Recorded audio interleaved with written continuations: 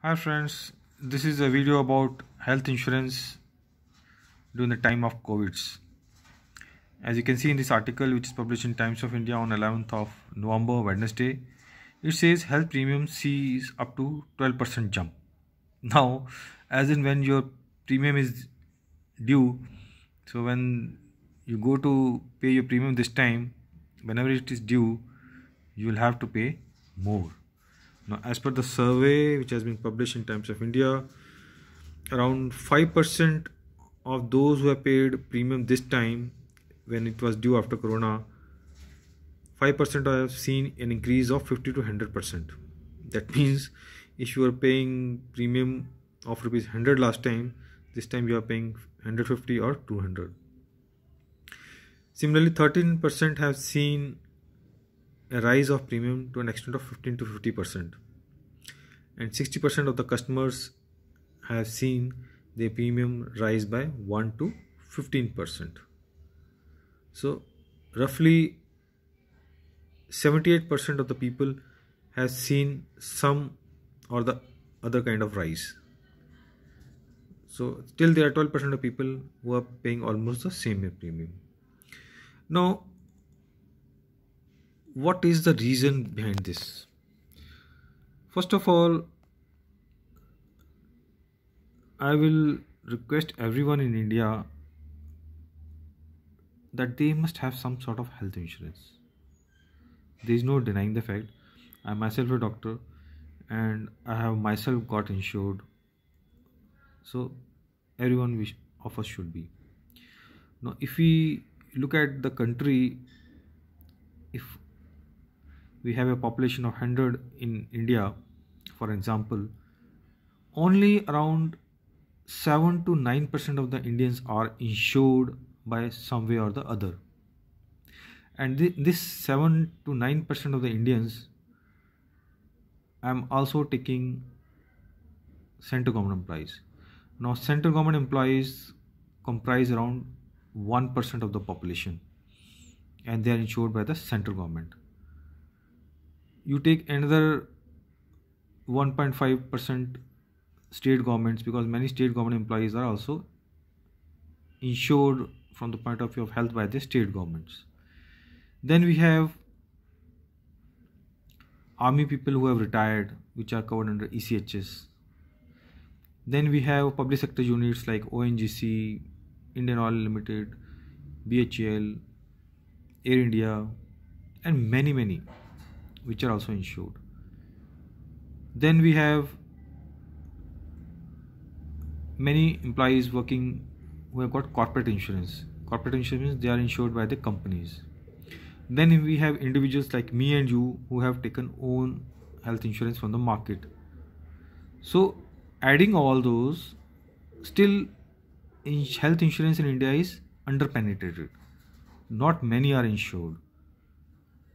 So just imagine, in a population of 130 crore Indians, only around 12 to 15 crore people are insured by one way or the other, by government, by the companies, or by their own.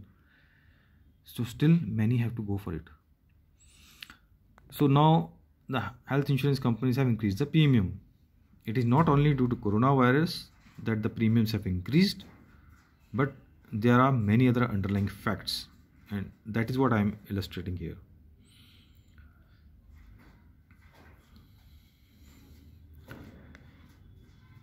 Now, most insurance companies have raised the premium on health policies after the insurance regulator, that is Insurance Regulatory Development Authority, ordered them to widen the scope of cover and standardize conditions for exclusion. Now, most of you who have the policies, health policies, you must have seen that when you go to a hospital, many times if the bill is of rupees 100, you only get 30 rupees, 40 rupees, 50 rupees, 40-50% of the amount. The rest you have to pay from your pocket, and many times the claims are also denied. So that is because many things are not covered in that health insurance scheme. Now the IRDAI has asked the health insurance companies and their respective TPAs to standardize the things, the policies, the standing operating procedures, so that a customer can conclude that this is what he will not have to pay and this is what he'll have to pay. So some mechanism have to be find out. Here I will add, my dear friends, United States of America is a country where many of the people are insured. If we take the world scenario, it is United States of America only where maximum number of people are insured. There also the insurance is not 100% penetrated, but still around 88 to 92% are insured as per my knowledge. There also many times insurance company pay this but they do not pay this, they pay this to some extent, but so there are also a lot of fight going on. So this is an ongoing tussle muscle which always goes, but then IRDA has made its all attempt to standardize the exclusion procedures. So just because IRDA has asked the insurance companies to widen their scope and standardize the condition for exclusion, the premiums have risen. It is not because of coronavirus, but because of this. But now the newspaper says after this, flip side is that for some they are becoming unaffordable. Senior citizens, some name taken, whose premium has risen by 221%. Well, this must be an isolated case. But as we have seen, it is only in 5% cases that the premium have risen by 50 to 100%, and this is what I am showing you. So my dear friends, we must also understand that health is a costly affair. If you look at the hospital infrastructure, it is very capital intensive. Machines are very costly, manpower is very costly. When you go to a hospital, it is not only the doctors, but there are many nurses, there are many technicians, and beyond that you need a lot of non-medical staff also. So if you see, the hospital has many functions, many kind of functionaries involved: engineering, non-medicals, front desk, security, technicians, doctors, nurses, and doctors also various types, various departments. So it is costly, that's what I meant to say. And nowadays even the land is costly. But in Delhi, if you say land has been given on lease to some, but then these hospitals have to make treatment of free treatment to these people which are called economically weaker section. So healthcare is not very profitable. Had it been very profitable, then Ambani's, Adani's, Tata's would have jumped into this field. So many are not into this field. Healthcare is not a very profitable venture as looked upon by many.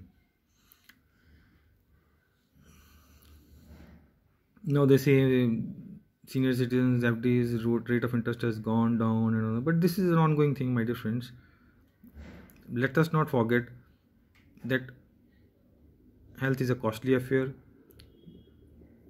Government hospital seems cheap to us because the government hospital gets free land, they are given grant by the government, be it center, state or whatever. And please notice that central government, state governments are not investing in hospitals.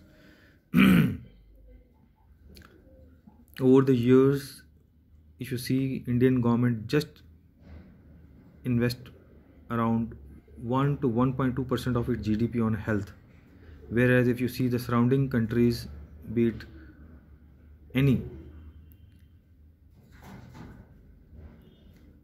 if you see Sri Lanka and Bangladesh, they invest more than us on health. India is behind Bangladesh, is behind Sri Lanka when it comes to health indicators. I do not want to compare India with Pakistan, but sorry to say, we are not better than Pakistan with regard to health indicators. When I say health indicators, I mean infant mortality rate, maternal mortality rate, lifespan, immunization percentage, the overall health of the people of India. So we need to invest in health, we need to make more hospitals. That is what I want to say. So that is all about the premiums. This article says, you must read this article. So usually insurers have age slabs of 5 to 10 years. So these are the ongoing things. But what I'm trying to here say is, it is not because of COVID that premiums have risen. It is because the scope has been widened by the IRDA.